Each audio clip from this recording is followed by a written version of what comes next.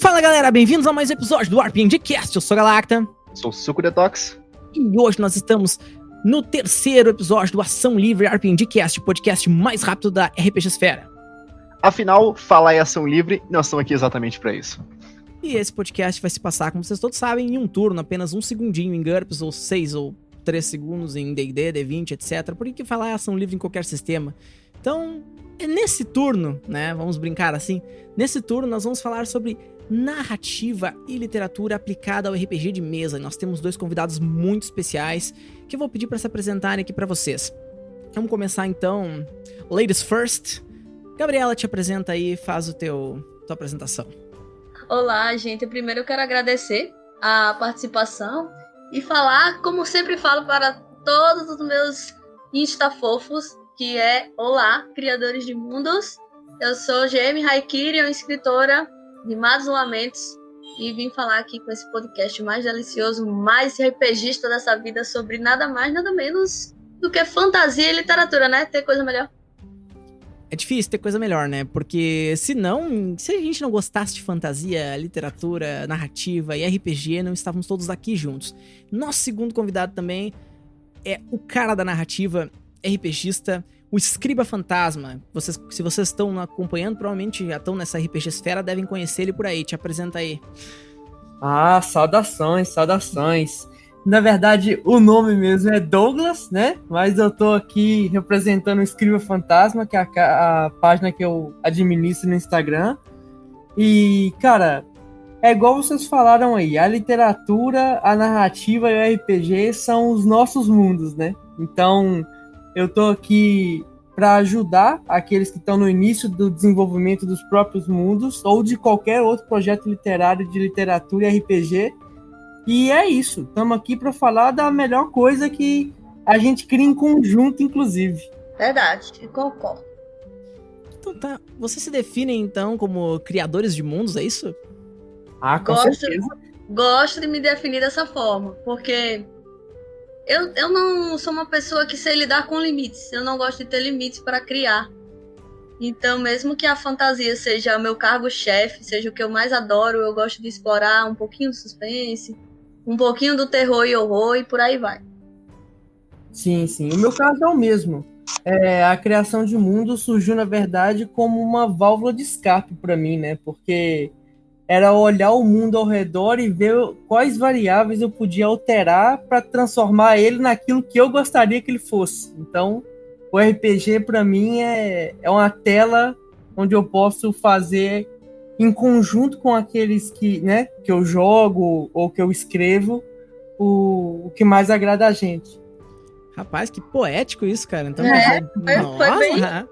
Olha, deu uma resumida aí no coração de muitos e muitos escritores, viu? Porque é basicamente isso. É você olhar e vir um em si na sua cabeça, uma espécie de luz, faz você imaginar como é que você queria que as coisas fossem. Então, cara, eu e o Detox, a gente começou o RPGcast, né, Detox, pensando assim, ó, até a nossa primeira temporada é muito sobre criação de universos ficcionais, porque isso acho que metade ou mais da experiência do RPG é tu criar uma experiência única, um local único, deixar tua mente fluir, né? Que jeito melhor de fazer customização do que fazer tu mesmo teu próprio mundo, cara. Exato. É uma arte bonita, né? E todo mundo que é RPGista gosta dessa coisa narrativa, assim. E alguns, claro, dizem que não podem, que não querem, que não tem o dom. Na verdade, eu, pelo menos, não acredito nisso. Acho que todo mundo deveria experimentar, criar algo 100% original, exercitar a imaginação, porque RPG é brincar de faz de conta pra gente grande ou não tão grande assim, né? Então... É verdade.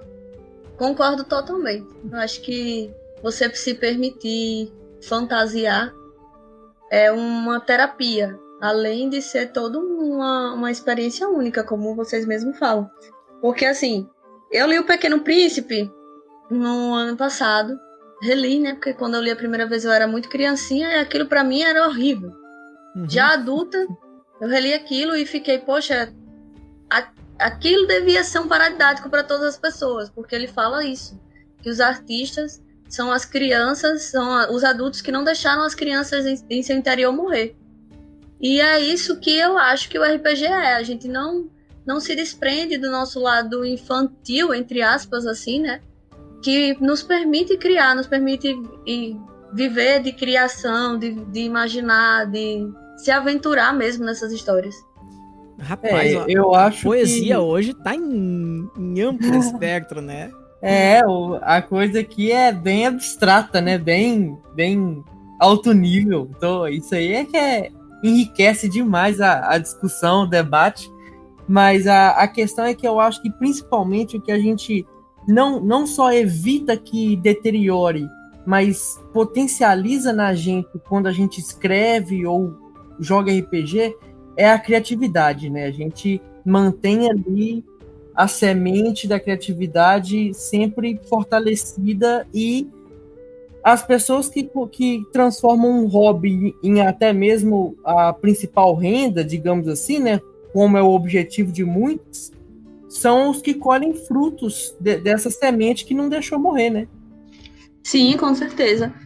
Porque, gente, a gente vive num mundo já quarta geração praticamente aí da tecnologia, né? Então hoje não dá mais para você não ser criativo. O tradicional morreu e já morreu tarde, na minha opinião. Matado, morto, enterrado, né? Né? Cara, perfeito. Então, eu vejo aqui que nós temos convidados de peso. Olha as palavras, a poesia que essas criaturas que nós convidamos aqui estão trazendo para a discussão. Então, assim, ó, vendo a vasta experiência de vocês já escreveram muitas coisas, eu acompanho o trabalho de vocês pelo Instagram, muito massa.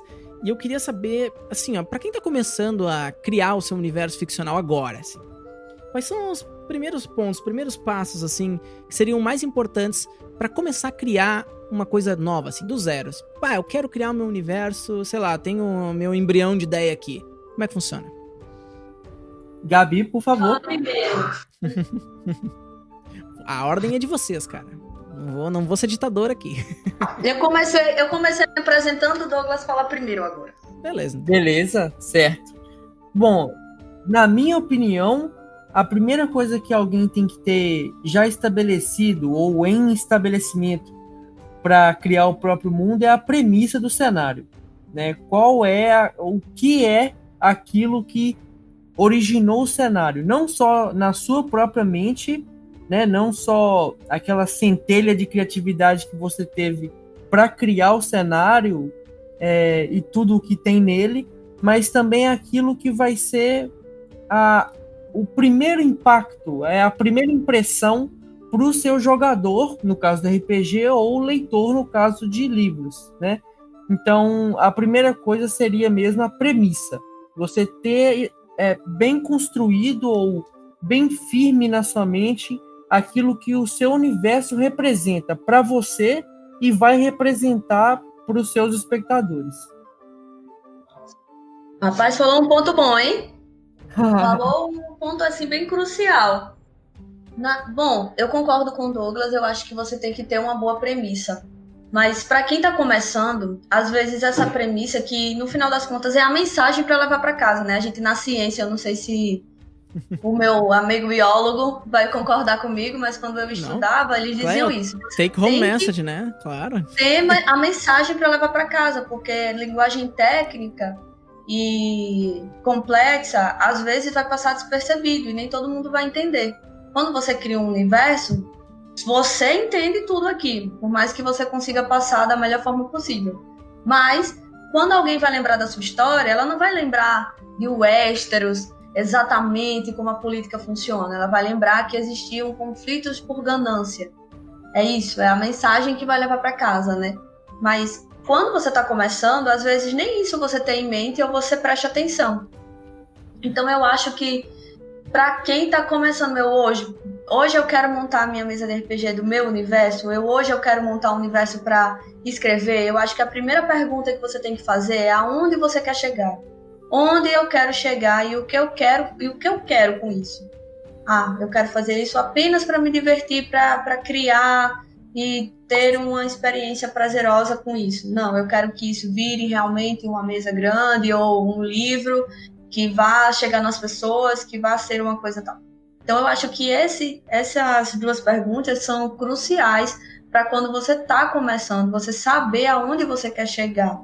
Porque muita gente que se depara com toda essa vastidão que existe no mundo da literatura, principalmente, elas se desesperam, porque existem tantas etapas, são muitas etapas que você precisa enfrentar conforme o tempo vai mostrando elas. Não tem como você atravessar tudo sozinho de uma vez.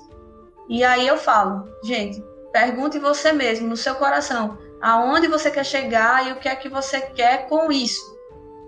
Eu acho que são as perguntas cruciais antes de começar qualquer coisa. Perfeito. Perfeito. Cara, total. E uma coisa que entrou bastante, né, em comunhão, acho que nos pontos de vocês, foi a questão de que um conflito, né, isso gera, na verdade, uma atmosferização, né? Tu perguntar onde tu quer chegar, o que tu quer fazer, qual a premissa do teu universo, né? Tirar o embrião de dentro fazer nascer, né, aquela criatura, gestar ela pro nascimento. E o conflito, então, me parece um motor narrativo que vai descrever isso e vai atmosferizar esses mundos. Vocês acham que... Qual é a importância do conflito, né, pra gerar uma narrativa? Né? Essa é uma pergunta que eu fico assim, né? Porque, nossa... Uma pergunta boa, hein? É difícil puxar inspiração para um conflito, pelo menos na cabeça de muita gente, que eu vejo tendo dificuldade para fazer isso. Como é que puxa conflito? Da onde tu tira eles? Bom, a principal resposta seria do mundo real. Observar o mundo ao seu redor e tentar aplicar os inícios, né, as motivações de conflito dentro do seu cenário narrativo. Para mim, a principal característica que um conflito tem que ter em uma narrativa, seja de RPG ou livro, é que ele tem que ser orgânico. Ele tem que iniciar de forma como que fosse inevitável, né? Duas pessoas discordarem de algo porque elas iriam discordar mesmo. Não porque o enredo precisa que elas discordem. Elas viveram de forma diferente, têm as próprias concepções e aí aquele conflito era inevitável, por isso que ele aconteceu. De forma diferente, né? Isso seria um pouco forçar o conflito. E o que você faria é trazer o conflito não só no âmbito da sua narrativa, mas também para o leitor, ou para o jogador, porque ele vai passar a pensar: será que eu tenho que ter uma definição própria desse conflito, ou eu posso só acompanhar ele? Porque ele não foi inevitável. Eu também tenho parte nesse conflito, então, para mim, ele ser orgânico e se construir com recursos dados pela própria narrativa é o que fazem ele ser bem visto, né? Digamos assim, pelo espectador. Perfeito. Nossa, concordo total. O conflito ele precisa ser natural. Até porque, pense o seguinte: você gosta, sei lá, você gosta que a casa seja branca. Uma pessoa vai chegar pra você e vai dizer: nossa, que casa horrível, sua casa é péssima. Porque na visão dela, o branco é péssimo. E aí vocês vão ter um conflito. Você vai chegar assim, não, você vai defender a sua opinião e ela vai defender a dela. E se vocês não forem pessoas sadias mentalmente, vocês vão brigar sério por causa disso e tal. Uma cor de uma casa. E aí, pois é, por causa da cor da casa. E aí, isso acontece, então você pega duas pessoas, que é esse cenário minúsculo, e aí você pega dois governos com poderes bélicos absurdos, e é assim que as guerras se formam, porque os conflitos nada mais são do que, como o Douglas falou, são opiniões distintas, ou são duas ideologias querendo uma mesma coisa. É a ganância aí no meio. Então, como é que você cria um bom conflito? Primeiro você, lógico, não sei de onde tirar. Você vai olhar para a sua sociedade. Eu não quero que seja europeia, blá, blá, blá. Gente, o mundo é muito grande. Vivemos há mais de 3 milhões de anos. Temos muitas sociedades aí extremamente complexas para você estudar e aprender como é que os conflitos eram gerados. Então, estuda, tá? Estuda é bom, é importante para você se inspirar e você entender como muitas culturas nascem, como muitas morreram. Exato. E aí... ter referência, né? Pois é importantíssimo. Às vezes a galera acha que a gente que é escritor, principalmente de fantasia, não estuda, é só imaginação pura, é só criação pura, tipo assim, baixou aqui um negócio e foi. Não é, a gente precisa estudar muito, às vezes por horas, às vezes por meses, para construir toda uma política de um mundo, toda uma civilização concreta e tudo mais. E a dica que eu dou é, quanto mais concreto for a sua construção de civilização, mais fácil vai ser você ter conflitos. Porque nada na vida é gerada sem você ter recursos, interesses de recursos, cultura e política. Acabou. Você precisa ter isso muito bem definido. Isso me faz lembrar de uma coisa engraçada, né? Por mais que seja um papo sério, assim, né? Mas me faz lembrar do encontro aleatório, cara. Olha, pensa nessa artimanha RPGista, né? O cara vai jogar um dado pra decidir um encontro completamente aleatório de combate com os teus jogadores. Tá aí um conflito que eu penso, bah, que desnecessário, né? Ele não fez parte da narrativa, ele simplesmente apareceu lá por, sei lá, força do além. Olhando por essa perspectiva, é verdade. É bem jogado mesmo. Porém, existe a possibilidade do mestre ou mesmo um escritor que quiser colocar um elemento aleatório, utilizar disso para o benefício próprio. Por exemplo, se os personagens estão em um local em que são recorrentes, por exemplo, as alcateias de lobos, ele pode rolar um dado que seja, ou definir por qualquer outro parâmetro, se eles encontram uma alcateia de lobos, ou um grupo de lobo que estão caçando. Porque naquela região tem lobos. Então não é impossível que eles se encontrem. Então, visto dessa forma, é uma ocorrência não intencional, mas possível. O problema é quando ela é não intencional e pouco provável. Aí é que você está desgastando a sua obra mesmo. Ai, você falou uma coisa muito boa, sabe? Que é essa questão da ambientação. Porque quando você ambienta muito bem e você tem elementos que vai te proporcionar um possível desafio, pelo menos na minha mesa eu falo desafio. A gente sempre faz, eita, Gabi, vai ter desafio hoje? Eu também abro espaço para que os meus participantes criem seus desafios. E aí, o que eu acho legal é que você pode explorar a sua criação de mundo com isso. Eu acho isso massa. Sim, com certeza. Trocando um pouquinho de assunto, quando a gente está escrevendo uma obra como uma aventura de RPG, um livro, qualquer coisa que seja, é impossível a gente escrever sem deixar um pedaço da gente naquela coisa, certo? A gente sempre vai criar uma espécie de identidade. Porque, afinal de contas, todo personagem que tu cria, eu tenho essa teoria há bastante tempo, ele é uma parte de quem tu é de alguma forma, mesmo que muito remota.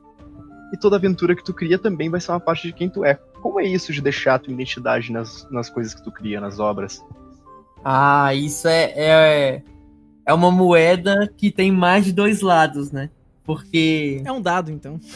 Exato, é um dado, perfeito. Mas o porquê disso? É porque você tem que ter consciência do que você está fazendo. Você está criando algo, mas você não pode deixar que aquilo que você está criando progrida ou escale, principalmente escale, mais do que você tem condição de controlar. Porque, às vezes, a gente tem várias facetas, né? O ser humano é um conglomerado de fragmentos dele próprio, né? Então, se você tem uma parte em você que você não gosta tanto, mas você quer criar um personagem com esse fragmento para que você possa, inclusive, trabalhar em você mesmo, isso, você não pode deixar que aquilo ganhe força dentro de você porque você está trabalhando aquilo. Então, é muito comum, às vezes, os autores produzirem personagens do tipo heróis, né? O que a gente chama de... na verdade, eu não vou nem usar termos, não, para não ramificar demais. Mas são invencíveis, né? São os heróis épicos, invencíveis, e o melhor dos melhores. Porque é aquilo que a gente pega todas as nossas características que a gente vê como positivas e coloca naquele personagem. Então ele não tem falhas. E o que torna um personagem complexo, rico, é falha. É ele ter pontos positivos e pontos negativos. Então, uma qualidade, uma virtude de autor, na verdade, é conseguir pegar esses fragmentos e unir de forma coesa, sabe? Eu considero esse aqui o meu espectro de qualidades, né? Virtudes e defeitos. Então eu vou pegar pares ou trios ou algum grupo desses e vou montar um personagem. Faça isso de forma cautelosa. Procure equilibrar as coisas, sabe? Colocar fragmentos bons, fragmentos ruins, e aí você construir a maior quantidade de personagens possível. Mas a principal coisa que eu queria falar em relação à identidade narrativa é a seguinte: a gente tem que tomar muito cuidado, e eu falo a gente porque isso independe de experiência, tem que tomar muito cuidado para a gente não passar para o espectador algo diferente do que a gente queria. Porque, é claro, a gente é responsável pelo que a gente diz, não pelo que a pessoa entende. Mas se a gente deixar algo muito dúbio ou ambíguo, a gente tem uma parcela de responsabilidade no que a pessoa entendeu. Então é importante manter isso em mente. Perfeito. Eu concordo total. Concordo total. Mas existe, assim, uma questão que é o seguinte: eu defendo muito isso, porque eu acho que com o advento, vamos dar um adeno aí, da tecnologia, a gente é acostumado a ignorar tudo aquilo que pensamos e tudo aquilo que somos para consumir padrões. Então isso é muito ruim, porque vivemos por terceiros, desejos de terceiros e vontades de terceiros que, ao longo do tempo, faz com que a gente não se conheça. Então eu digo que a escrita, tanto ela literária como RPGista, porque independente do modo, o mestre e os jogadores escrevem suas histórias. Eles escrevem, eles fazem suas fichas e montam suas aventuras, e isso é um exercício similar, não chega a ser separado. Então isso é um exercício de autoconhecimento. É muito importante você se permitir se aventurar. Todo mundo vai começar copiando alguma coisa. Copiando alguma história que gosta muito, algum mundo que adora, algum personagem que acha fantástico. E daí, você se permitir sair da sua zona de conforto, você vai criando os seus. Pelo menos comigo funcionou dessa forma. Eu criava personagens similares àqueles que eu gostava. Eu gostava de fulano, que era fazer igual. Gostava de cicrano, fazia igual. Inclusive, fazia as minhas mesas dentro de mundos já criados, como o Westeros, como a Terra-média e etc. Até que eu comecei a me incomodar. Eu não queria mais isso. Eu queria os meus mundos. Só que tudo isso dá trabalho. E muitas pessoas não querem sair da sua zona, né, da sua estabilidade. Não está pronto para que eu vou montar, né, para que eu vou ter o trabalho de criar um mapa e tal. E não faz. Só que quando a coisa se torna monótona, se torna repetitiva, ela se vê nessa cilada de não querer se conhecer nem se permitir criar. E eu acho que isso é um ponto muito importante, porque mesmo com a experiência, você acaba entrando nessa cilada se você não tiver exercitado isso dentro da sua cabeça. A criatividade é exercício, escrever é exercício, é treino. Não existe mistério. E é inevitável você não botar ali e expressar qualquer coisa sua, porque você bota as suas experiências de qualquer maneira. Concordo. Nó, perfeito. Isso aí, cara, que complemento.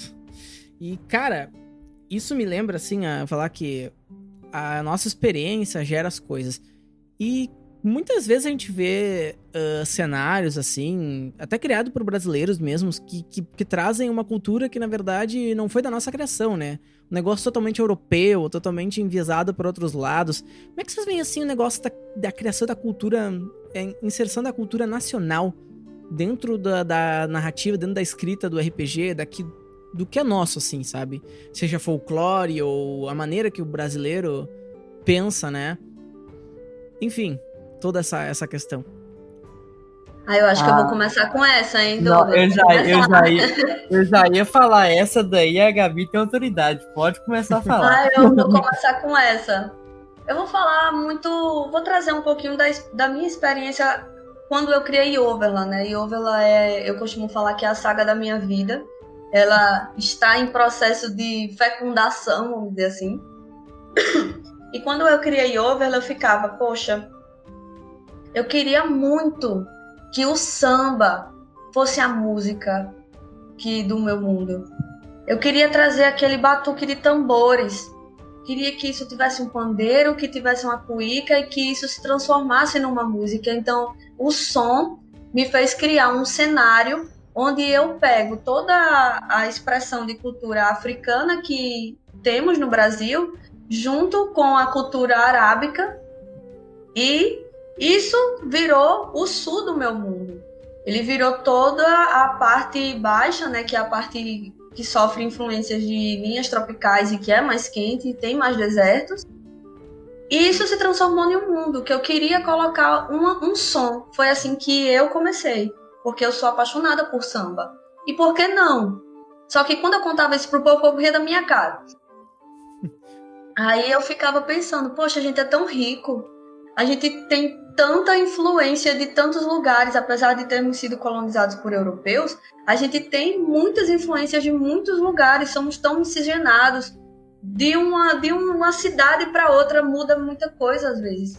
Se a gente for falar das nossas próprias culturas de nossas cidades, vai ficar estranho, a gente vai ficar, poxa, o que é isso? A gente não entende o que é comida típica e essas coisas. E aí, eu acho que eu sinto um pouquinho nas pessoas uma questão da síndrome do vira-lata, que é nunca ter orgulho daquilo que você é e daquilo que você nasceu. É sempre o estrangeiro que é bom.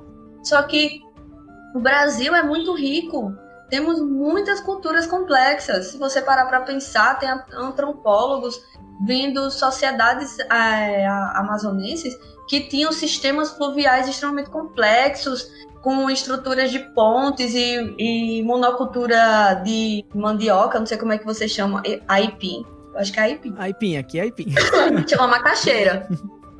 A gente chama macaxeira aqui. E aí, com estruturas complexas, com formações de barragens e castelos, minha gente, castelos de madeira. Sabe o que é isso? Na Amazônia. Então, por que não? Por que não abrir a cabeça para conhecer aquilo que é seu, a sua cultura faz parte de você também? Então, eu acho que é muito mais uma questão de bloqueio do que uma questão de que aqui não tem lugar, ou cultura, ou cenário, ou história para se inspirar. Meu Deus, eu não sei nem se eu tenho mais alguma coisa para adicionar. Foi completo. Foi ali, né? É basicamente isso mesmo. É observação, né? É ver tanto uma cultura alheia que não vê tanto valor na própria. Então, e isso observando que é um mundo, ou um cenário, ou qualquer coisa que seja que esteja sendo criado, que é completamente aberto. Você pode fazer o que você quiser, sabe? Você pode mesclar cultura, você pode modificar uma cultura, você pode fazer literalmente aquilo que você quiser. Porém, é muito mais fácil realmente você ir atrás daquilo que você viu a vida toda. Só que é muito melhor, mais fácil não necessariamente é melhor. Na minha opinião, é muito melhor você ir atrás daquilo que você ainda não conhece, que na maioria das vezes é a própria cultura, né? Infelizmente. Pois é, eu concordo total, assim, pelo menos eu não sei você, Douglas, mas eu sinto assim com a sensação de descoberta, tipo, poxa, isso aqui que massa e tal. Já pensou? Quando eu vejo uma coisa interessante assim, eu já faço, meu Deus, já pensou se existisse uma tribo aqui, que essa queria o que essa daqui tem, aí começa. Exato. Aí vai vindo as histórias. Já entrou o conflito como motor da narrativa, né? Pra você ver, e as culturas aqui, não só do Brasil, mas da América, do continente americano por completo, são extremamente ricas. Extremamente ricas. É muito recurso narrativo. É muito recurso narrativo. Nossa, então, se você pensar só da origem do cacau, gente, só da origem do cacau você pega a história dos maias que faziam xarope de cacau medicinal. Eu não lembro para que servia, até que eles tomavam isso do cacau e consumir o café. Só que o café era muito amargo e nem todo mundo gostava. Até que alguém pegou o chocolate da manteiga de cacau, lá que eles faziam o extrato, e misturou com café. Pronto, ficou top. Café adocicado, é isso, acabou. Veio daí. Praticamente um mocatino, né, cara? Ali no... É. E a galera não gosta. E isso de forma orgânica. Então, você olhar pro mundo real, apesar de ser muito tempo atrás, né? E conseguir captar recurso desse período, dessas culturas, dessas interações entre seres humanos, né? Você consegue trabalhar no seu próprio. Porque, por exemplo, a gente, em tudo praticamente que envolve criatividade, regras são, não necessariamente, mas na maioria das vezes são ruins. Porque quando a gente se atém muito às regras, a gente se engessa, né, nelas. Então, mas, porém, elas servem justamente para que uma vez que você conheça elas, você trabalhe nas margens e nas brechas que elas dão. Então, se você, por exemplo, criar uma sociedade, uma cultura que tenha esses parâmetros de regra que existem em uma cultura real, mas inserir neles as propriedades fantásticas que você tem em mente para o seu cenário, pronto, você conseguiu chegar onde você queria. E isso não é nem tão... não precisa nem ser muito complexo, porque na maioria das vezes basta que você torne algo que era culturalmente visto como digamos assim, né, um talvez, para uma certeza. Por exemplo, comunicação espiritual. Quantos xamãs existiam nesse conglomerado de culturas? Quantas, né, caciques que tinham essa vertente sobrenatural como traço cultural? E isso muitas das vezes é visto como é dito que tinham. Não, pega no seu cenário e fala, tinham mesmo, era isso que acontecia, isso é verídico. Pois é verdade. Pronto, é um recurso narrativo que você pode usar de maneira praticamente infinita. Concordo total. E daí você já tá colocando... E aí você já tá colocando duas coisas importantes que a gente já falou, que é a questão da sua identidade, que é, não, eu gostaria que fosse desse jeito, e você já tá ressignificando a partir de uma base de uma cultura diferente. Então você já tá abordando dois pontos cruciais do processo de criação de narrações, né? E o que eu acho massa, eu vou deixar aqui uma indicação, porque eu sou muito fã do Felipe Castilho. Vou anotar aí. Ele, para mim, é o autor de fantasia nacional.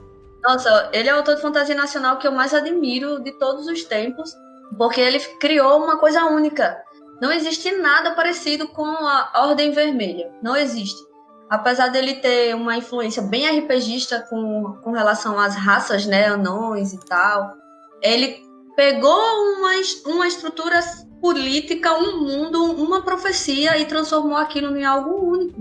E ele é um ator nacional. Como assim? Eu digo, bem, gente, vocês já leram Ordem Vermelha? Eu conheço pouquíssimas pessoas que já leram Ordem Vermelha. Mas se não li, vou ler agora, vou comprar, porque me parece... Nossa, ele é sensacional e... pelo menos quando eu li, foi em 2019, e estava com um cenário político do nosso país bem complicado, né, por causa dessa mudança toda do governo e tal.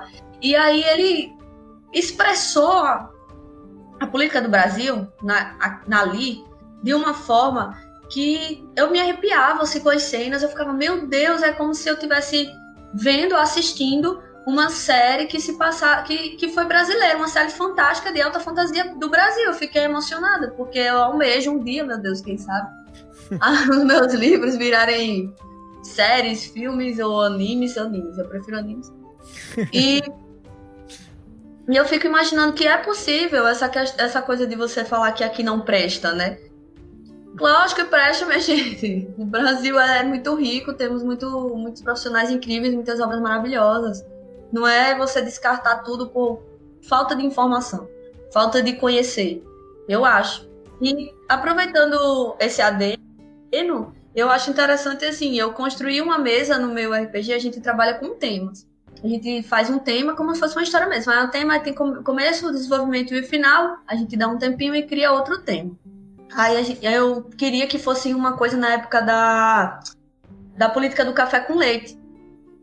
Aí eu queria que fosse uma coisa assim, quando entrou a cana de açúcar, tal, peguei tudo isso e misturei com os deuses astecas, e a questão da profecia egípcia das pragas do Egito.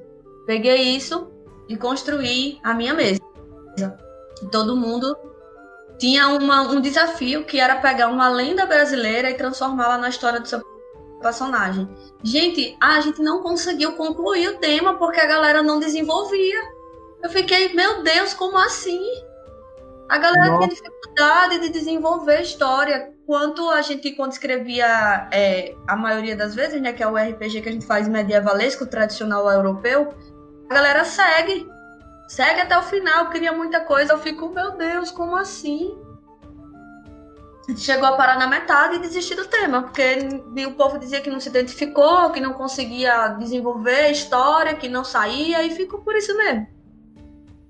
Falta contato, né? Falta convivência com esses temas, assim, por mais que sejam muito bem vistos, né? Você falou, por exemplo, de cultura egípcia. A cultura egípcia é praticamente tão forte quanto a grega, né? Os deuses gregos, gregos e romanos, né? Digamos assim. Que é tudo mesmo no final, né? Porque tem os romanos são um dos maiores plagiadores da face da Terra.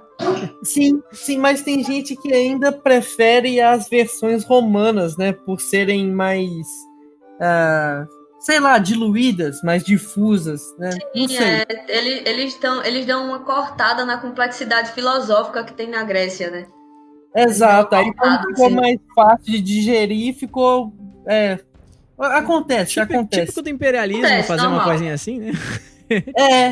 A sociedade era imperial, né? A ideia deles era realmente, acho que, não aniquilar as culturas, né? Mas anexar elas de maneira que, agora todo mundo sabe, vamos dizer, preto no branco, e o pessoal já segue aceitando, né?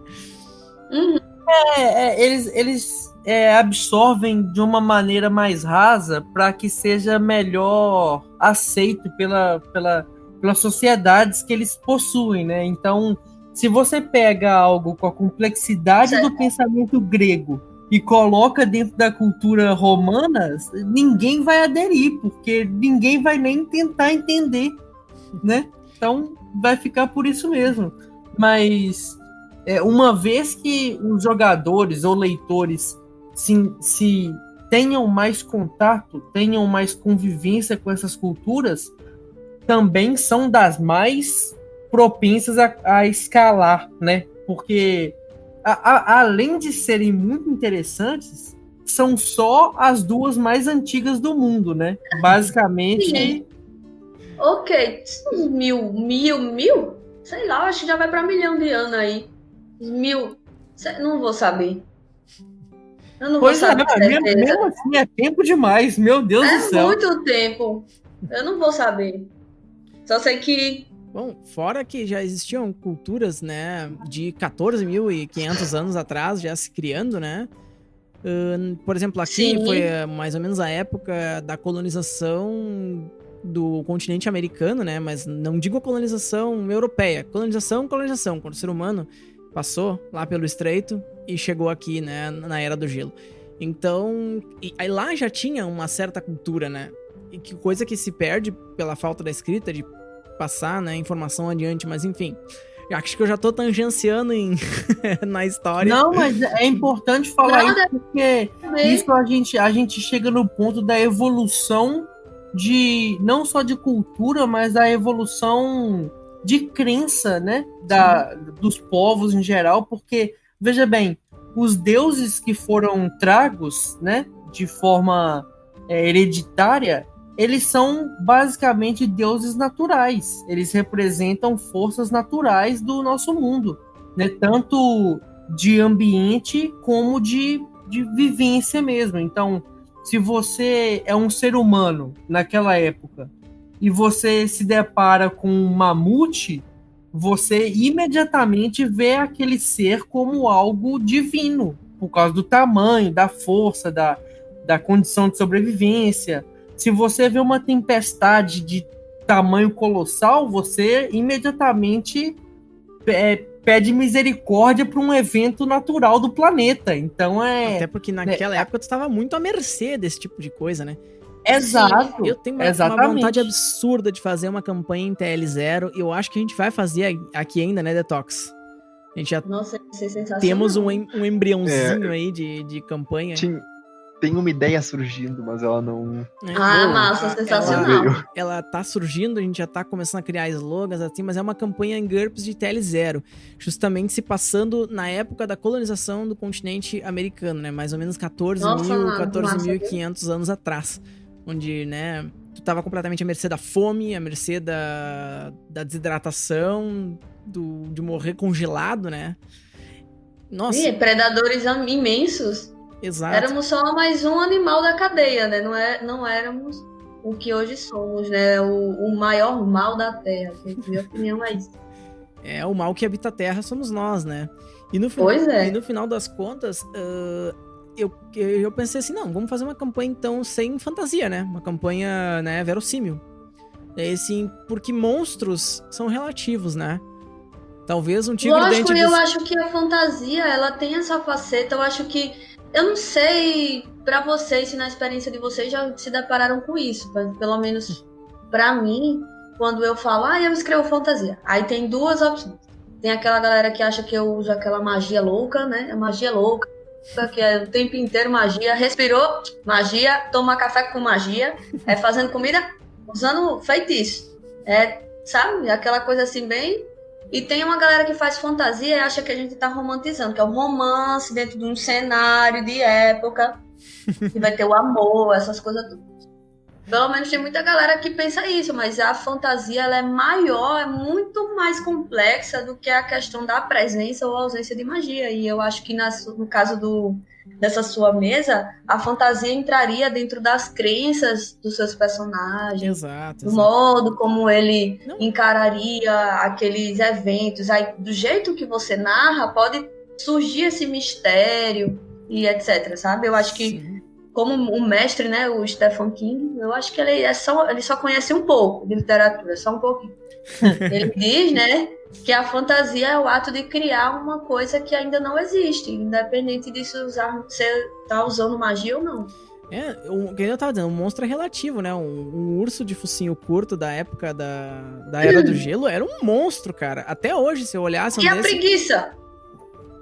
A preguiça era gigante. Era uma coisa imensa. Gente, isso daí a gente não tem nem que ir muito longe, não. Uma sucuri verde de 8 metros já não né? Já se depararam com um elefante indiano? Você fala assim, meu Deus do céu. Um elefante gigantesco assim. Dependendo do cachorro, eu já acho que é um monstro. Sério? Eu sou apaixonada por cachorro, então eu sou suspeita, né? Cachorro, eu sou suspeita. E eu trabalho com insetos. A pessoa diz, mas tu não tem medo de inseto? Eu não. Mas o que tem medo? De onça. Se aparecesse uma onça na minha frente, meu Deus! Eu realmente teria medo. Eu sou bióloga fuleira. Morro de medo. Tu não tem medo de inseto até olhar ele no microscópio. Esse é mas o parecer aí. Eu vou ter que desmentir, né? Porque eu trabalho com os insetos no microscópio. Mas enfim... Não, eu não posso não, eu não posso mesmo. Pra mim, um bicho que tem asa e ferrão não é muito confiável. Não é de Deus, né? Nossa! Aí, só com isso já dá pra criar toda uma sociedade que dignifica, né, isso, né, como deuses. Aqui, minha próxima... absurdamente isso. Minha próxima campanha, insetos gigantes no mundo normal. Olha... Nossa senhora. Isso é uma coisa, né? A gente tem agora, dando uma... Vamos tangenciar, já que é ação livre, né? Pegando esse apanhado todo, né? De, cara, um medo primordial do ser humano, do insetos. Tipo, ele é racional, né? A gente vem com ele de uma época que o inseto realmente podia nos prejudicar, porque a gente andava sem roupa, a gente andava numa cidade diferente, né? A gente não tinha conhecimento do que era bom e o que era ruim.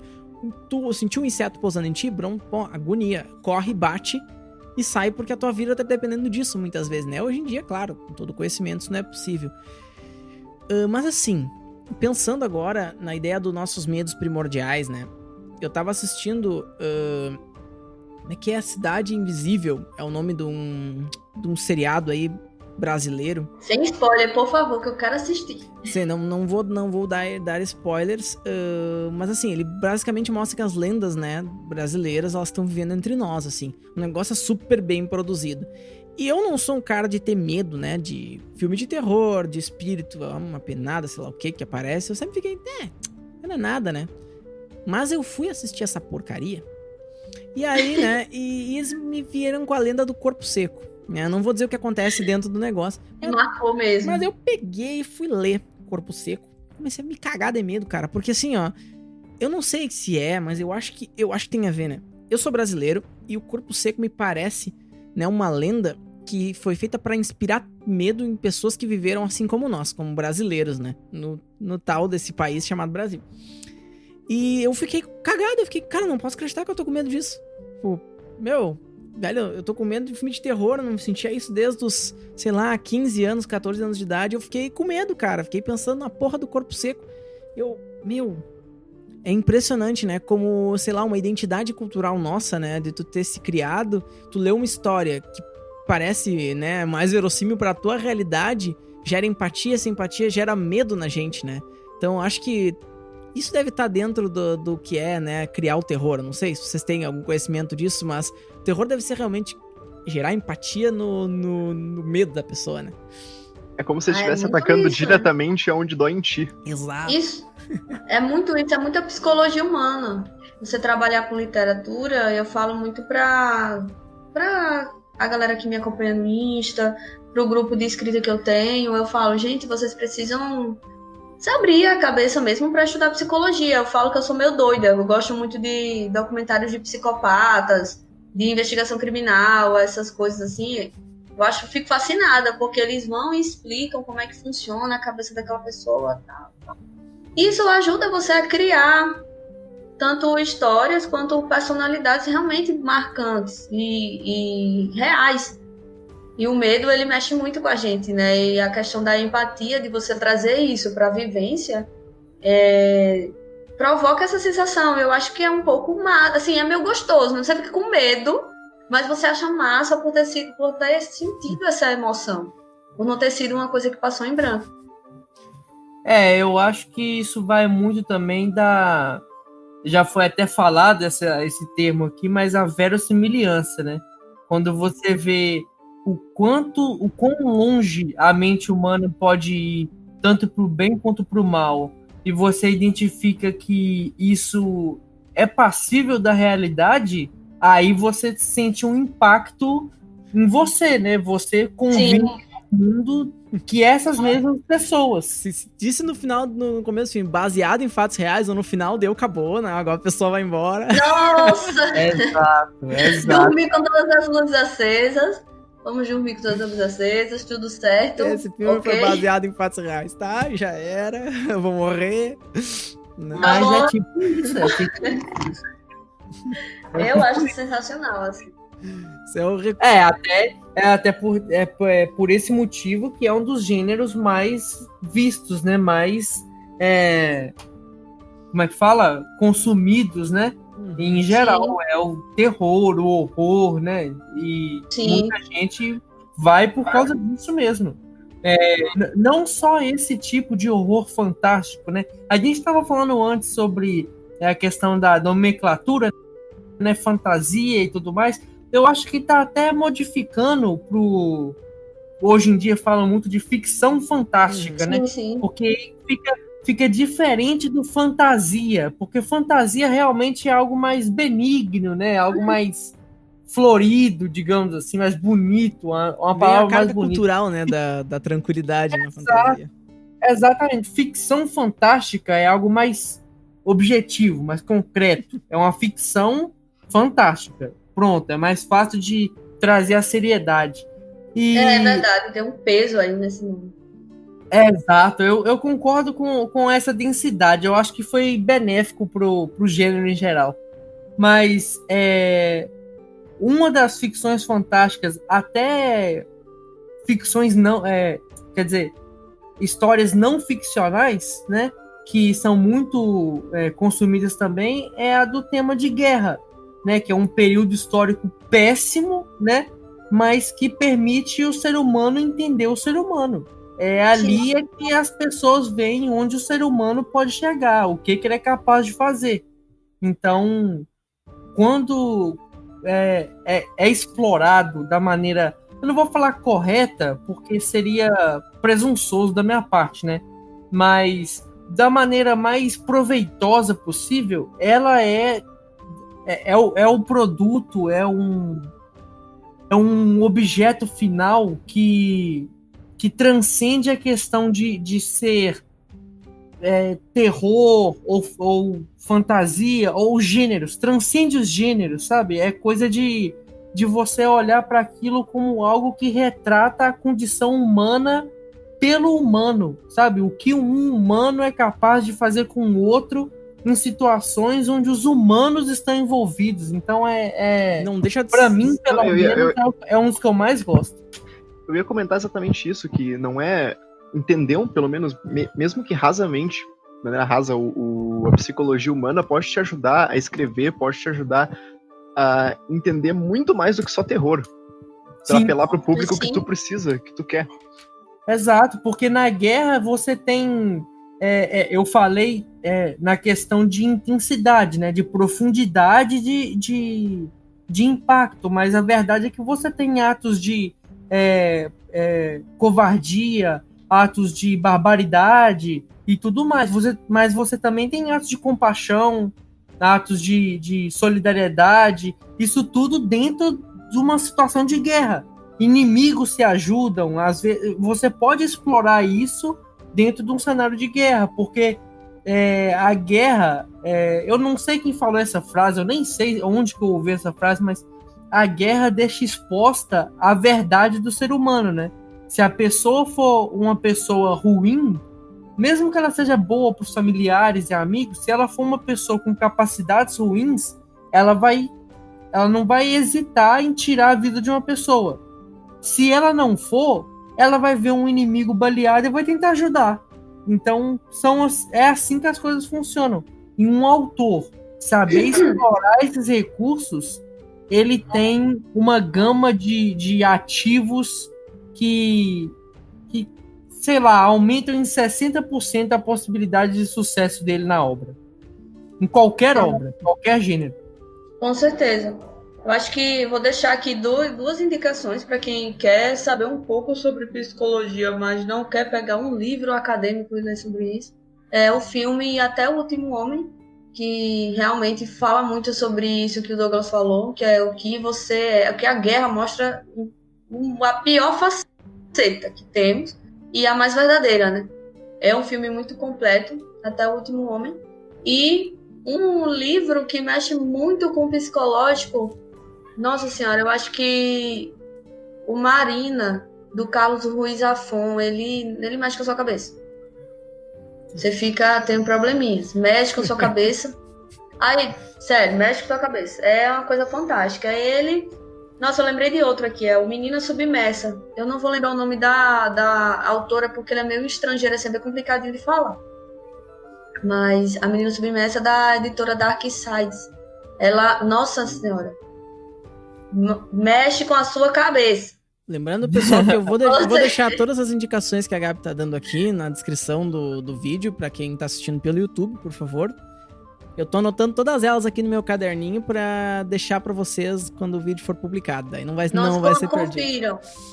Confiram, vale a pena. Essas indicações, se eu não me engano, elas são de não ficções, né? São... O Menina Submersa é uma ficção. Na verdade, a editora classifica como uma dark fantasy, né?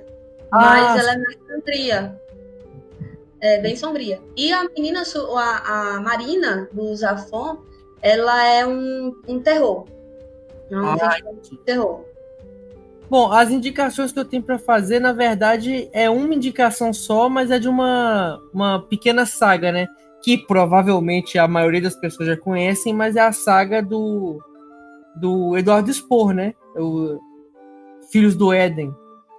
que é também sobre os eventos, são eventos que se passam nas épocas humanas, né? E só que com um elemento fantástico da visão angelical da coisa, da visão sobrenatural, entre aspas, católica, né? Porque são anjos, demônios, então é mais a observação católica.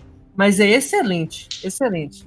Então, já deixamos aí o espectro de tanto mais pé no chão, quanto mais abstrato, né? As indicações estão fortes. Para todos os gostos aí, né, galera? Eu vou deixar todos aqui na descrição. Nenhuma palavra nada do que a gente fala aqui, por mais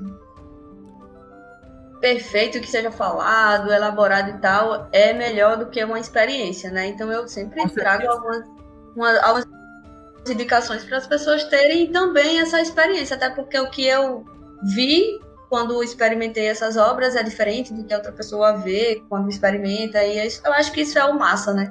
Cada um tem as suas interpretações das mesmas histórias. Com certeza, sem dúvida nenhuma. Perfeito, gurizada. Então assim, ó, fechando esse arco de narrativa, olha, tem conteúdo. Cara, que podcast sensacional, sabe? Quando tu sabe que tu acertou nos convidados, é assim, é quando a gente tá no meio do negócio e ficou bonito. Ficar me sentindo... Estou me sentindo estrela, né? Tô brincando mesmo. Olha, obrigada, Vivo. Eu fico muito feliz. Eu falo bem na real, eu tava com dificuldade de falar, porque eu ficava muito encantado com o que vocês falam. Olha pra isso. Cara, é a gente que tá acostumada a fazer narrativa, sabe? Então a gente começa a ficar, que legal, cara. Olha o conhecimento desses estão testando a minha humildade, isso sim, daqui a pouco. Testando a humildade foi ótimo. Mas aí, vamos rolar um dado pra ver se você vai continuar sendo humilde. Rola um teste de humildade aí. Cuidado, vamos ver. Cara, então assim, ó, vamos mudar, assim, vamos dar um twist nessa história, né? Porque vamos voltar pro RPG um pouquinho. Você sabe que construir narrativa, né, pra dentro de um livro e construir narrativa no RPG é um tanto quanto diferente, né? Porque num livro é o autor com a sua obra dialogando com o público, né? E dentro do RPG, na verdade, é o mestre, o narrador, né? Os jogadores, na verdade, o mestre também é um jogador, enfim. Todos eles criando uma narrativa em conjunto. Quanto que isso difere, sabe? Olha, eu vejo que tem uma diferença crucial, mas eu quero saber a opinião de vocês, né? A diferença começa em algo que você falou aí agora. O mestre também é um jogador. O mestre tem que ter consciência disso. E os jogadores também. Porque o jogo do mestre é criar. É usar os recursos que os jogadores entregam para ele de narrativa, de interação, e escalar isso, e juntar, unir, mesclar, porque são coisas diferentes, né? Você unir duas coisas e você mesclar elas são coisas diferentes. Da mesma forma que você escalar ou aumentar elas. Então, você tem que ter em mente que o seu jogo é esse. Você tem que ter diversão para você, como mestre ou como escritor. Mas, na minha opinião, a principal questão de mestres e escritores, e escritores eu digo porque livros também podem ser vistos como aventuras de RPG, né? Muitas das vezes, um mestre de RPG escreve um livro baseado na aventura que ele escreveu para RPG. Então, é uma meio que sequência. Quem nunca teve vontade, depois do final daquela campanha épica, né? Nossa, que vontade de pegar essa campanha e transformar na porra de um livro, né? Porque todo mundo tem que ver isso. Pô, Galata, tu começou a escrever de uma campanha que a gente fez pra nós mesmos, no primeiro capítulo, pelo menos. Exato. Então, a questão quando o mestre vira... Durante o período de mestre e depois quando vira escritor, tem que manter em mente a questão da perspectiva. Se você é mestre, você joga o seu jogo, se diverte, mas mantenha sempre no seu campo de visão a perspectiva do jogador. O que é interessante para o jogador? Você está se divertindo, você está criando, você está explorando as possibilidades que você tem. Mas e eles? O que você sentiria sendo um deles, sendo um jogador no seu mundo? E como escritor, as perspectivas do leitor, né? O que você estaria sentindo se estivesse lendo o seu próprio livro? é um exercício um pouco mais complexo, né? Porque você tem que abrir mão da sua... como é que fala? Do laço, né? Da familiaridade com o seu universo narrativo ou com o seu livro para ter essa experiência de jogador ou leitor. Mas uma vez que você consiga fazer isso, você automaticamente tem um equilíbrio. Você consegue equalizar a questão de criação e absorção dela. Você consegue ver o quanto você está indo e o quanto você consegue entender da sua progressão. Então, perspectiva. Anotar, colocar na sua frente de forma que você tenha isso como um parâmetro principal. Perspectiva. Sendo mestre, como eu me sentiria como jogador?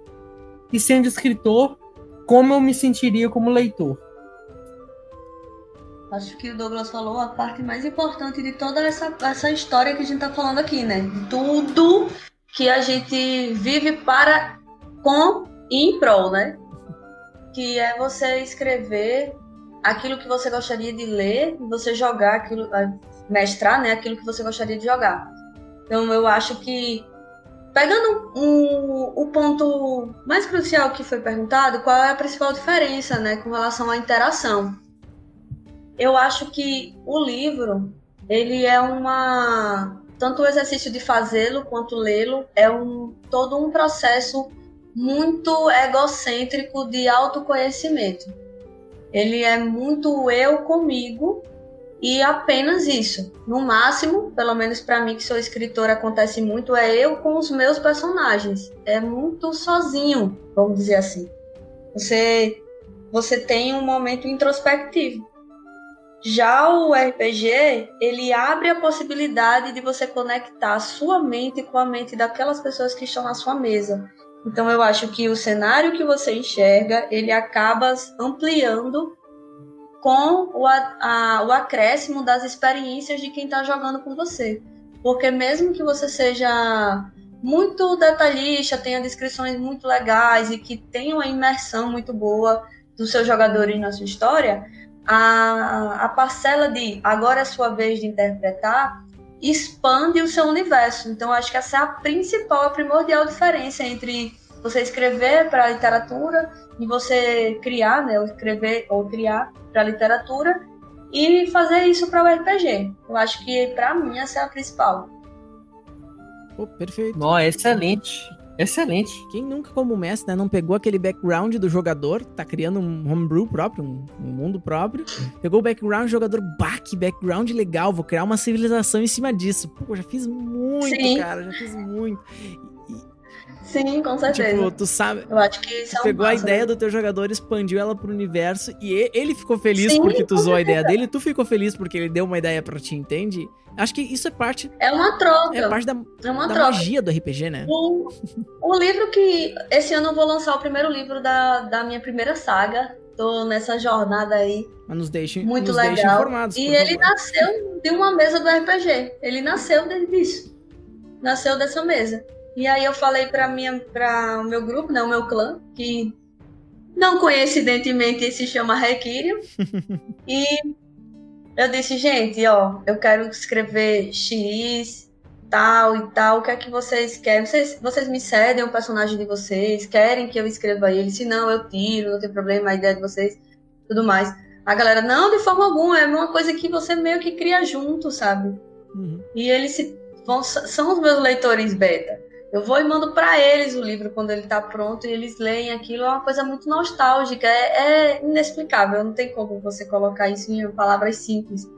A sensação de você transformar uma coisa que você passou um ano escrevendo com eles lá e vivendo aventuras no primeiro livro de uma saga. É uma coisa impressionante, eu não sei explicar. Bom, eu tenho certeza que deve ser, porque, olha, eu imagino cada uma das aventuras e campanhas que a gente joga como, né, uma saga, um livro, assim, porque no mínimo um livro, sabe? Porque, cara, é muito legal mesmo. Tu se diverte tanto que tu gostaria que as outras pessoas se divertissem tanto quanto tu se divertiu quando tava jogando aquilo. Sim, essa sensação resumiu bem. Perfeito, cara, perfeito. Bom, então assim, ó, pra gente fechar aqui um último tópico só, né? Desse fantástico episódio. Eu queria saber, assim, ó, principalmente pra Gabriela, que eu sei que vive, né, de escrita, né? Como é que é produzir conteúdo, né? Isso aí vale pra vocês dois. Como é que é produzir conteúdo na visão de vocês sobre narrativa, sobre escrita, sobre literatura? E ao passo também um pouco mais pra Gabriela, como é que é viver de narrativa e esse tipo de coisa hoje em dia, né? Então, Douglas, quer falar primeiro? Ó, eu vou falar primeiro, até porque essa questão de viver da produção de conteúdo, você tem mais recurso para falar, então eu vou liberar mais tempo para você. Porque o que eu tenho para falar é bem simples. Produção de conteúdo, ela visa principalmente produção de valor. No meu caso, por exemplo, eu escrevo livros e tal, mas eu comecei a identificar dificuldades minhas que eu vi que poderiam ser dificuldades de mais pessoas. Tanto para a criação de livros, literatura em geral, quanto literatura para RPG, aventuras, cenário, sistema, tudo isso. Então, eu montei o perfil baseado em uma ideia de RPG, porque o Escriba Fantasma era um personagem meu de RPG. Ele passou a ser alguém que transitava, né, entre o mundo interno da ficção e externo. Então eu utilizei dessa premissa para começar a tentar transformar em algo visível as dificuldades que as pessoas poderiam ter. Não é só dar dicas, faça isso ou faça aquilo. É você mostrar para a pessoa que isso é uma dificuldade real, que qualquer um pode ter, que na verdade a maioria das pessoas tem. E trazer não uma solução definitiva, mas uma possibilidade para a qual ela possa recorrer para solucionar aquele problema, para transpor aquele obstáculo. Então, na minha opinião, a produção de conteúdo é quando você consegue identificar as necessidades do público que você tem como objetivo de ajudar e ajudar produzindo valor, né? Fazer isso, no geral, é uma faca de dois gumes, né? Porque você se pressiona muito a trazer sempre algo que seja relevante, mas também quando você recebe um feedback, né, uma resposta que aquilo foi relevante, você ganha, não sei, cara, você passa de level, sabe? A euforia isso é geral, muito... né? Até pra gente que produz podcast, nossa. É muito bom. É isso mesmo, passa de level. Cara, é inacreditável. Toda vez que eu vejo um comentário nos meus posts falando, cara, isso me deu uma ideia muito boa, ou cara, nossa, isso é ótima dica, resolveu meu problema, eu pulo de alegria, porque, cara, é outra pessoa falando que eu ajudei ela. O quão sensacional é isso, sabe? Então, quem estiver produzindo conteúdo, quem quiser começar a produzir conteúdo, não só essa questão de auxiliar outras pessoas, mas produzir conteúdo de entretenimento, tenha isso como objetivo, sabe? Tenha a questão de proporcionar um momento legal, mesmo que seja uma história de terror, né? Uma história assim que produza um sentimento claustrofóbico, digamos assim, mas um momento de entretenimento mesmo, sabe? Você entrega para a pessoa algo que depois ela vai voltar para você e falar, cara, você cumpriu aquilo que você tinha o objetivo de cumprir. Porque no final o objetivo é esse. Agora, viver disso para mim, apesar de não ser tão mais distante, né? Não estar tão longe quanto estava no início, ainda é algo que eu tenho como objetivo. E aí eu vou passar a palavra para quem chegou nesse estágio, né? Que é o objetivo da maioria das pessoas que começam nesse caminho. Fantástico. Gente, é muito difícil eu consegui resumir para vocês como é viver de escrita, porque eu sinto que é como se existisse uma matéria etérea aqui, assim. É uma coisa etérea que não é alcançado, e quem alcança é como se fosse os arrematados de Deus. Foram escolhidos como uma missão de viver de escrita, uma coisa assim bem mística e tal. Só que quando eu botei na minha cabeça que era isso que eu queria e que esse sempre foi o meu sonho, eu fiz de tudo o possível, de tudo, primeiro, para provar a todo mundo que é possível, porque eu fui incansavelmente botada para trás. Ah, não, tem que fazer concurso público.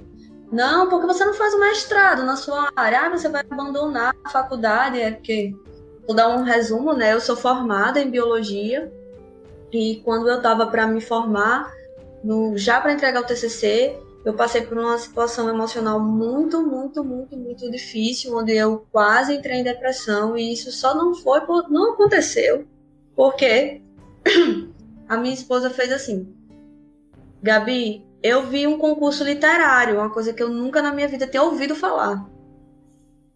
Por que tu não se inscreve e participa? Não queria tanto, escrever teu livro e tudo mais e publicar. Eu disse, né? Não tô fazendo nada, tô bem assim, meio que tava no poço, fundo do poço. E aí eu comecei. Fui lá e me inscrevi. Quando eu fui me inscrever, tinha a possibilidade, você tinha que fazer uma espécie de treinamento em escrita criativa, que era para você se manter classificado até o fim, porque eles não exigiam que você tivesse com o seu projeto completo. Eles iam oferecer uma mentoria gratuita para o vencedor, né? Até o livro ser publicado. Aí a gente tinha algumas aulas online que aconteciam a cada 15 dias. E quando eu comecei a conhecer a escrita criativa, que vi que existiam pessoas que viviam da escrita, eu disse, meu Deus, eu quero isso para minha vida. Eu vou fazer todo o possível. Então, nesse processo, houve muita questão de autoconhecimento, de maturidade, de entender o que é mercado editorial, quais são os gêneros mais vendidos, os cursos que eu fiz para me profissionalizar, e também a questão do empreendedorismo. Eu acho que desde 2018, que foi quando eu comecei, até hoje, eu só vivo realmente da renda da minha escrita, vai fazer 1 ano. Porque quando a pandemia estourou, eu era redatora de um blog. E você ser escritor e viver da sua escrita não é só escrever livros e publicá-los, porque isso demanda muito tempo. E se você tornar a criação dos seus mundos algo comercial, eu acho que você está fazendo errado. Você precisa realmente criar aquilo da forma que deve ser. Mas como é que você vive financeiramente disso? Pegando a sua habilidade que poucas pessoas têm, transformando isso em um serviço. Foi isso que eu fiz.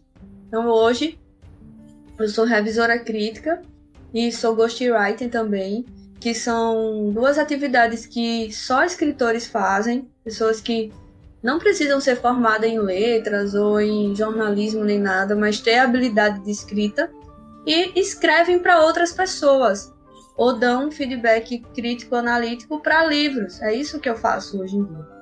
Então, a produção de conteúdo digital é outra coisa que dá para fazer. Como você pode fazer isso? Sendo redator para blogs, você fazendo serviço de envio de e-mails para empresas, você fazendo textos de Instagram para empresas ou influências, tudo isso você pode vender o seu serviço. Então eu acho que quando eu amadureci para esse lado e comecei a pesquisar outras formas de você ganhar dinheiro com a sua escrita, eu comecei a ver que é realmente possível. Então você tem que ter uma mistura, você não pode só viver da sua paixão. É apaixonante e é maravilhoso, mas você precisa transformar isso numa estratégia para ganhar dinheiro.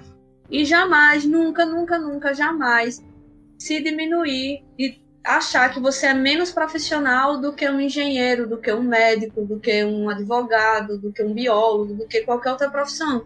É você se encontrar nessa profissão e trabalhar, ter rotina, ter constância, e constantemente estudar, tá sempre por dentro do que está acontecendo, que a literatura não sobrevive sozinha, ela tem uma influência muito forte do audiovisual, tem uma influência muito forte do mercado do games, e aí você também entra com outro elemento que o escritor faz, que é ser roteirista, é uma coisa que eu ainda quero fazer. Com tudo isso é um somatório. É difícil eu conseguir explicar para vocês em poucas palavras e rápido como é viver da escrita, porque é um processo contínuo de você pensar como um empresário. Porque a paixão vai lhe levar a escrever muitas coisas, vai lhe levar a fazer livros incríveis. Mas no final das contas o seu livro é um produto e você tem que saber vendê-lo. Você tem que fazer o que o Douglas acabou de dizer. Saber qual é a dor daquela pessoa e oferecer um produto ou um serviço que vá saná-la. Às vezes essa dor que essa pessoa tem, essa necessidade, nem ela mesma saiba. Você tem que despertar nela essa sensação e o seu produto ou seu serviço saná-la. Como? Marketing. Se divulgando. Usando as redes sociais para fazer o seu jabá, né? A sua divulgação. Todo o seu chamado de público. E o escritor, hoje em dia, se não mostrar a sua cara, pode ter certeza que vai ser muito difícil dele vingar no mercado. Porque as pessoas hoje não querem mais comprar produtos, elas querem se identificar com marcas, com ideais, elas querem ter amigos, sabe? Mexe muito com o emocional. Então, tudo isso são estratégias. Você ser muito inocente, não, meu Deus, eu vou esperar que uma editora famosíssima como a Intrínseca me olhar. Não é isso que acontece. A Intrínseca, editoras grandes, coisas do tipo, elas só vão atrás de pessoas que já são influências, que já têm um público forte e que elas sabem que vai vender. Tudo na vida, se você for sem a estratégia, sem o conhecimento básico do empreendedorismo, da parte capitalista da coisa, você vai viver nessa eterno, quando eu tiver dinheiro, quando não sei o quê, quando tiver estabilidade. E estabilidade não existe. A Terra não é estável. Excelente. Perfeito. A gente tá até girando em torno, né? E a cada ciclo nos distanciamos, nos aproximamos, né? O Detox deve saber um pouco mais que eu, porque, enfim, a física é mais a área dele. Mas... né? Ele vai saber muito. Até que começa, então, é que é possível, basta muito sangue, suor e lágrimas, assim como tudo na vida, né? Lógico, gente. Não é sorte. Lógico, com certeza existe sorte, tá? Não é que eu não acredite. Mas não foi uma coisa que eu tava dormindo e tá. Amanhã, no outro dia apareceu, milhares de seguidores aqui querendo me conhecer. Não é assim. Você trabalha muito. E, como eu falei, quando a gente começou esse podcast, o mundo tradicional, como a gente conhece, né, o mercado tradicional, o emprego tradicional, ele morreu. Não existe mais. Quem ficar achando que vai viver, que isso vai ser uma realidade duradoura, está se iludindo. Hoje as empresas e as corporativas e o mercado exigem que você seja criativo, que você desperte empatia com o seu público, que são coisas que o escritor faz quando está escrevendo. Ele desperta empatia quando faz um personagem muito bem construído, que o leitor se identifica, e etc. Então, você precisa entender como funciona o mercado, trabalhar muito em cima disso e jamais se deixar cair pelo pessimismo ou pelas críticas de terceiros, porque sem acreditar você não vai para frente, não vai. Perfeito. Então tá, gurizada. Olha, eu acho que assim, eu gostaria então de dar um espacinho final para vocês fazerem o jabá de vocês, né? Divulgarem as suas páginas, onde é que a gente encontra, como é que a gente faz para entrar em contato e conhecer o trabalho de vocês aí. Porque no final das contas também o Ação Livre RPGcast é um podcast também dedicado a divulgar, né? Essa gurizada que tá trabalhando no entorno do RPG, né? Então deixa o jabá de vocês aí. Bom, primeiro eu queria agradecer o convite. Foi sensacional. Cara, conversar sobre RPG, literatura, projetos criativos é sempre muito, muito da hora, mas eu tenho que dizer que esse foi um tempo aqui que a gente passou conversando que, para mim, faz Se eu não tivesse visto aqui as horas, tinha 10 minutos que a gente tinha começado. Já tem 1 hora e... Sério. Concordo. Sério, foi muito bom, cara. Muito bom mesmo. Eu não só pude falar muita coisa que eu tinha vontade de falar em relação a esse universo de produção de conteúdo, de tudo que a gente falou aqui hoje, mas eu também aprendi demais aqui hoje, cara. Então eu saio com a experiência, sabe? Igual eu já falei, eu acabei de passar mais um level. Então agradeço aí a todos os envolvidos, muito obrigado mesmo. Rapaz, a gente convidou porque o prazer é nosso, cara. Quando a gente pensa em convidar um convidado, é porque, vai fazer diferença, vai dar o brilho no olho, sabe? E hoje deu brilho no olho, cara. Que podcast sensacional. Eu que agradeço a presença, cara. Sensacional. Não, pode ter certeza que o brilho no olho foi geral. Eu tenho certeza que todo mundo saiu ganhando aqui. Quem fez, quem tá participando, quem vai ouvir. Eu tenho certeza que todo mundo vai sair ganhando. E o Escriba Fantasma é só Escriba Fantasma mesmo no Instagram, Facebook e Twitter. Também temos o site, né? Tábuas Etéreas. Eu vou deixar o link, né? A gente depois vai colocar o link aqui na descrição. aí. Exato. Então é isso. Escriba Fantasma nas redes sociais e Tábuas Etéreas, o site com artigos também para dica de produção dos seus projetos criativos. É isso. Perfeito. Eu vou agradecer também, gente. Foi, primeiro, maravilhoso conhecer vocês, porque, lógico, a gente que acompanha o trabalho, acompanha o RPG Cast há um tempinho. É diferente de conhecer mesmo, de trocar experiência, conversar, né, nesse novo normal, que é tudo online. Uhum. E aí, eu quero agradecer muito a confiança, porque eu acho que a gente tem que crescer junto, tem mercado para todo mundo, ninguém lê só um livro e ninguém consome apenas um conteúdo. Então eu fico muito feliz em poder participar e ajudar vocês, e vocês me ajudarem a trocar essa experiência maravilhosa. Então, brilhinho no olho aí tá garantido. Fantástico, o prazer é inteiramente nosso. E para quem quiser, não me conhece ainda, quem quiser me acompanhar, quiser conhecer Mar dos Lamentos, que foi meu livro de estreia, publicado ano passado, me acompanha nas redes sociais com @GabiHaekirion. Eu vou pedir para deixar o nome certinho, porque não é fácil de escrever. Pode deixar. E eu também tenho um blog literário, que eu partilho algumas das minhas experiências, como a insegurança, saindo do bloqueio, essas partes assim mais voltadas para a rotina do escritor, e algumas dicas e resenhas lá, que é gmhaikirio.com. Também vou pedir para deixar o link.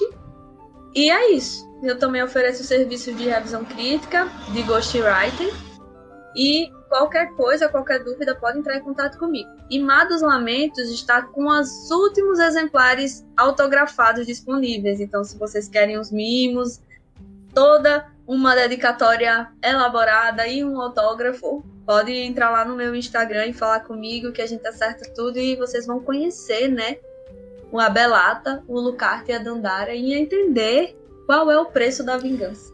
A Belata, eu fiquei tristíssimo lendo a primeira parte. Cara, que triste. Mas, enfim, não vou dar spoiler, né? Mas a tristeza bateu no fundo do peito. Assim, cara. Foi, você trocou uma ideia comigo, eu fiquei, poxa, a Belata bichinha sofreu muito. A lágrimazinha escorreu ali, né? Mas, enfim, Detox, eu acho que nosso turno tá acabando, né? Tá acabando esse segundo, né? Tá acabando o turno, eu tô ainda pensando em quem que eu vou acertar, então... Né? Vamos ter que pensar em que parte do combate a gente vai ter, né? Porque acabou o turno, acabou o segundo. Infelizmente, eu digo infelizmente com pesar no peito, assim, vai acabar esse fantástico episódio. Mas agradeço imensamente o Douglas e a Gabi que vieram aqui compartilhar as experiências deles, assim, de maneira magistral. Muito obrigado mesmo por compartilhar essa experiência. Esse episódio vai ficar lindão. Sério, não tenho palavras. Obrigado mesmo por participarem do RPGcast. A gente fica, assim, ó, mega faceiro. Já acompanhava o trabalho de vocês faz um tempo, assim, e ver vocês falando aqui, enriquecendo essa conversa, foi uma experiência muito boa. Não, que isso, é recíproco, cara. Pode ter Coração certeza. a sete. Obrigada mesmo. Então, Valeu. Gurizada, como sempre, esse episódio aqui é um oferecimento da Tribo Arqueria de Porto Alegre, onde o Ozai, o Ramoim, quem viu o primeiro episódio da Ação Livre sabe, dá aulas de arco e flecha, mesmo agora durante a pandemia, no Parque Marinha do Brasil, com toda a segurança possível e distanciamento social, né? Que afinal de contas, arco e flecha é a distância. Dá uma conferida no trabalho do cara, o link dele do Super Prof dele tá aqui, vai estar sempre permanente aqui na descrição do vídeo, então é só vocês darem uma olhada. E então, bom, sem mais demandas, sem mais delongas, né? Acredito que seja isso. Eu sou a Galacta. Eu sou o Suco Detox. Um abraço e boas rolagens.